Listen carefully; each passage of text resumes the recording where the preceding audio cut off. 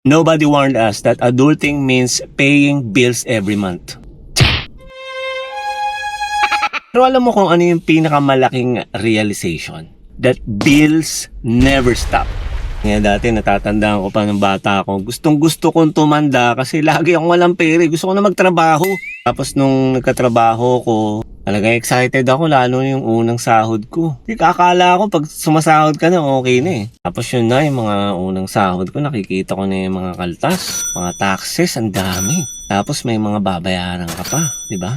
Kaya hindi sapat yung marunong lang tayong kumita. Kailangan natin matutong mag-invest, mag-budget, mag-ipon. Ang goal natin dito, hindi lang mabayaran yung bills eh. Ang goal kasi nito, yung pag dumating yung panahon, ikaw na yung magkocontrol sa pera mo. Hindi yung pera mo ang may control sa'yo. Kaya susunod na mabayaran mo lahat ng bills mo, huwag mo na iisipin na nawalan ka ng pera.